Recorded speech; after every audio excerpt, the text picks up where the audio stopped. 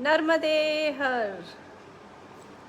पंच तत्व की इस धरातल पर आप सबका स्वागत है। आज नवरात्रि का प्रथम दिन है और मेरा भगवती से ये प्रार्थना है कि ये नवरात्र हम सब के लिए, हमारे परिवार, समाज, हमारे राष्ट्र के लिए और विशेषकर हमारे पंच तत्वों के लिए शुभ हो। नव वर्ष भी आज आरंभ हुआ है, नए साल का प्रथम दिन है। मैं आशा करती हूँ कि हम सब अपने कुछ मूल सिद्धांतों, संस्कृति, सभ्यता, अपने धर्म, इनकी जड़ों को पकड़ कर रखेंगे। ये प्रथम संकल्प नव वर्ष के प्रथम दिन कम से कम हमें लेना ही चाहिए। जैसा कि 2-3 दिन से मैं बोल भी रही थी कि आज के दिन हमें कुछ पौधे माँ पे अर्पित करने चाहिए, क्योंकि फूलों का, पुष्पों का एक विशेष योगदान और सहयोग रहता है पूजा में। तो बजाय कुछ पुष्प खरीदने के कोई ऐसी व्यवस्था करनी चाहिए जो बाकी लोगों के लिए भी पुष्पों का आयोजन हो सके। वो सोच के आज मैंने गुलाब और कनेर के कुछ पौधे मंदिरों में रोपित कराए, ताकि आने वाली पीढ़ियों के लिए, कुछ लोगों के लिए और अगले साल नवरात्रे के लिए कुछ पुष्प नहीं, बहुत सारे पुष्पों की ऐसी व्यवस्था हो सके कि देवी पुष्पों के लिए, पुष्पों से लबालब हो सके। और उम्मीद करती हूँ कि आपने भी कुछ ना कुछ संकल्प पूर्ण किया होगा या लिया होगा, क्योंकि ये आप मेरे लिए नहीं कर रहे हैं, अपने लिए नहीं कर रहे हैं। ये छोटी छोटी सी पहल जो मैं प्रतिदिन अपने लाइव सेशंस में बोलती हूँ, ये हमारे पूरे समाज के लिए है, हमारी मानवता के लिए है, हमारी प्रकृति के लिए है। तो कुछ कार्य ऐसे दिन भर में अवश्य करने चाहिए जिनका हमसे भले ही कोई निजी स्वार्थ ना हो, प्रत्यक्ष रूप से जिनका हमें कोई लाभ ना मिल रहा हो, लेकिन कहीं ना कहीं वो बेवजह होने चाहिए, निस्वार्थ होने चाहिए। उनका श्रेय मानवता के लिए जाना चाहिए, प्रकृति पर्यावरण के लिए जाना चाहिए। ऐसे छोटे छोटे कार्य ही हमें मानवीय बनाते हैं। हमारे पंच तत्व की जो धरातल है, इस पर, इसके लाइव सेशंस में हमने कुछ विचार, कुछ जिज्ञासाएं, कुछ विषय रखने का एक व्यवस्था की है, ताकि विचारों का आदान प्रदान हो जाए। और ऐसा नहीं है कि मैं बहुत ज्ञानी हूँ कि आपके सब प्रश्नों के उत्तर मैं दूंगी। कोई प्रश्न मेरे भी ऐसे हो सकते हैं, कुछ जिज्ञासाएं मेरी भी हो सकती हैं, कुछ ऐसे मेरे भी भटकाव, उलझन या कुछ भ्रम हो सकते हैं जिनका उत्तर मैं आपसे चाहूँगी। तो मैं अपने प्रश्न भी समय समय पर यहाँ लिखती रहूँगी और आप इनबॉक्स में अपने उत्तर या अपने विचार उसमें भेजते रहिएगा। लगभग 3-4 दिन में काफ़ी प्रश्न आए हैं और पर्याप्त समय नहीं होता है प्रत्येक व्यक्ति के उत्तर देने के लिए, पर प्रतिदिन कोई ना कोई 2-4 प्रश्न मैं उठाती रहूँगी। जो आज नहीं उठा पाऊँगी उनके उत्तर मैं अगले दिन दूँगी। लेकिन उससे पहले एक विषय पर बात करना मुझे आज आवश्यक लग रहा है। बुद्ध की एक कहावत है, गौतम बुद्ध ने एक मूल दिया है हमें, अप दीपो भव, अपना दीपक स्वयं बनो। इसका एक शाब्दिक अर्थ ये निकलता है। तो मेरा कहना ये है कि जो आप प्रश्न भेज रहे हैं, जो आप विचार भेज रहे हैं, वो एक जिज्ञासा तक तो ठीक है, मतलब एक छोटा सा मार्ग पकड़ने भर के लिए तो ठीक है। लेकिन मेरे उत्तरों से, मेरी जिज्ञासाओं को शांत करने की उस प्रक्रिया से ऐसा बिल्कुल मत करिएगा कि आप उस पर पूर्णतः निर्भर हो जाएं, कि आपकी कोई मानसिकता ना रहे, आपकी कोई विचार शैली और बौद्धिकता ना रहे। ये कभी भी नहीं करना चाहिए। मैं स्वयं भी नहीं चाहूँगी कि मैं आपकी बैसाखी बनूँ। मैं चाहूँगी कि मैं आपके लिए उस दीपक का कार्य करूँ, कि छोटा सा प्रकाश जो मेरी साधना से मुझे मिला है, मेरे माता पिता के संस्कारों से, मेरे गुरुजन की पढ़ाई से, संतों के सानिध्य से जो भी थोड़ा बहुत ज्ञान और बौद्धिकता मैंने अर्जित की है, उस छोटे से दीपक के प्रकाश से आप बस इतना देख भर लें कि अच्छा मार्ग ये है, लेकिन मेरे ही प्रकाश से मत चलिएगा। अगर मैं आपको कुछ क्लू दे देती हूँ, कुछ थोड़ी सी सूझबूझ दे देती हूँ, तो वो वहीं तक रहना चाहिए। अगले दिन उसी उत्तर में से कई लोगों ने फिर से प्रश्न भेजे हैं, मैं तो आपको उसका उत्तर भी देती रहूँगी, और वो उत्तर नहीं होगा, वो कहीं ना कहीं उस विषय पे मेरी सोच क्या है, उस प्रश्न पे मेरे अपने विचार क्या हैं, यही मैं दे सकती हूँ, क्योंकि मेरे पास भी अभी अल्प ज्ञान ही है। तो ऐसा मत करिएगा कि आप इतने मुझ पे निर्भर हो जाएं कि मेरे ही उत्तर को अक्षरशः सत्य मान बैठें।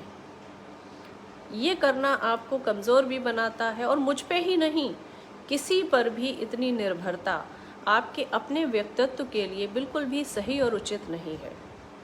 ये बहुत दिन तक आपके व्यक्तित्व का विकास नहीं कर पाएगा। तो अपना दीपक स्वयं बनो। इसीलिए गौतम बुद्ध ने ये कहा था, जब उनकी मृत्यु हुई, मतलब वो करीब करीब मृत्यु शैया पर थे, तो उन्होंने सबको बुलाया था। उसमें से कई ऐसे भी थे जो अपना अपना दीपक बन चुके थे, जिनको ये समझ दे दी थी गौतम बुद्ध ने कि अपना दीपक स्वयं बनो। जो ये समझ गए थे कि अगर मुझसे बुद्ध कह रहे हैं कि अपना दीपक स्वयं बनो, तो इसका मतलब है मुझ में दीपक बनने की एक संभावना है, मतलब मैं भी दीपक बन सकता हूँ। जो ये समझ गए थे वो तो गौतम बुद्ध के पास बैठकर कृतज्ञ भाव से उन्हें देख रहे थे कि कैसे व्यक्तित्व का हमें सानिध्य मिला, जिसने जीवित रहते ही हमें मार्ग दे दिया, हमें हमारे प्रकाश से मिलवा दिया। अन्यथा हमें तो पता ही नहीं होता कि हमें प्रकाशित होने की भी संभावना है, हम दीपक बनने योग्य हैं। ये बात भी इस व्यक्तित्व की वजह से हम सीख पाए। लेकिन वहीं उनके प्रिय शिष्य आनंद भी बैठे थे, और वो सिर्फ रो रहे थे, रुदन कर रहे थे, क्योंकि उन्होंने गौतम बुद्ध के प्रकाश में ही खुद को देखा था। वो इतने लयबद्ध थे उनको लेकर कि वो कभी कुछ और सोच ही नहीं पाए। और आज जब उन्हें एक ही सेकंड में ये लग रहा है कि सब कुछ क्षीण होने वाला है, तो उनको एक अलग तरीके की घबराहट है। तो वहीं पे गौतम बुद्ध ने उनको ये समझाया था कि इसीलिए मैं सब तुम्हें समझाता था। तो आनंद ने उस मृत्युशैया में कहा कि अब मैं क्या करूँगा, अब मैं कैसे रहूँगा। तो बुद्ध ने उनसे कहा कि इसी प्रश्न को तुम इस समय पर ना करो। इसी कारण मैंने वो एक शाब्दिक शब्दों में, एक सूक्ष्म अर्थ में वो मर्म दिया था, अपदीपो भव।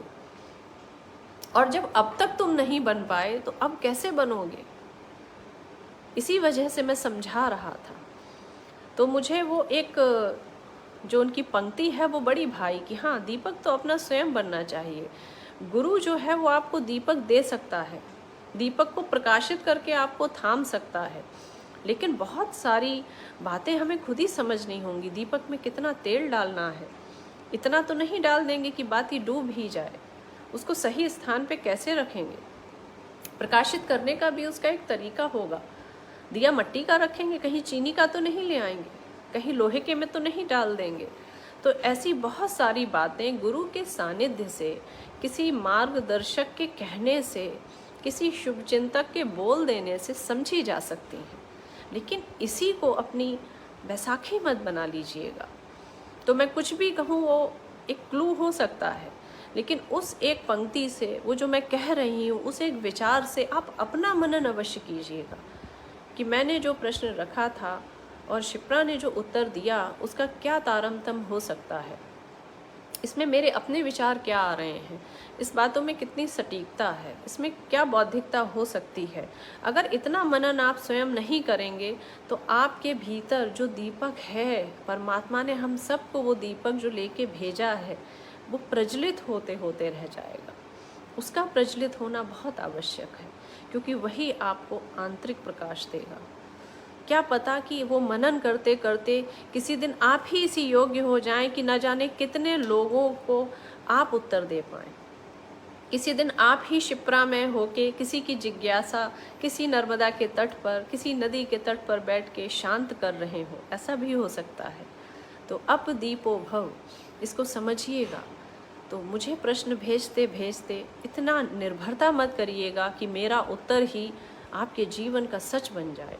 मेरा उत्तर आपके लिए दीपक का काम करना चाहिए, दिए का काम करना चाहिए, लेकिन फिर उसमें अपना तेल डालिएगा, अपनी बाती डालिएगा, अपने भाव से उसको प्रज्वलित करिएगा, क्योंकि आपके मन के पुष्प ही परमात्मा के चरणों में अर्पित हो पाएंगे।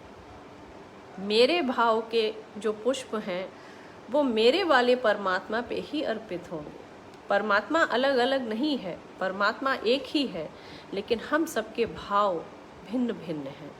तो अपना दीपक अवश्य बनिए, मेरी बातों को सुनिए, समझिए, अपना मनन करिए, कितना सही है कितना नहीं, और उसके बाद उन्हें मानिएगा। उस पर आपकी आत्मा का ठप्पा लगना चाहिए, उस पर आपकी बौद्धिकता की मोहर होनी चाहिए, और ये आपको सिर्फ और सिर्फ ध्यान से आएगा। जिस दिन आप 5 मिनट शांत भाव से अपने साथ आंख बंद करके या खुली आंखों से भी सिर्फ अपने अंदर केंद्रित होके इतना समय बिताने लगेंगे, उस दिन आपको ये समझ आने लगेगा कि सामने वाले ने हमें जो बात बताई है वो कितनी सही है, कितनी सटीक है, कितना मानना चाहिए, कितना नहीं मानना चाहिए।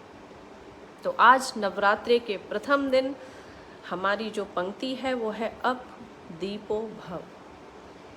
हमें अपना प्रकाश स्वयं बनना है, ताकि अपने उस प्रकाश से हम वातावरण की बहुत सारी परिधि को प्रकाशित कर सकें। कल फिर इसी समय पर मिलेंगे अपने उसी लक्ष्य को लेकर। हर व्यक्ति हर साल एक पौधा। नर्मदे हर।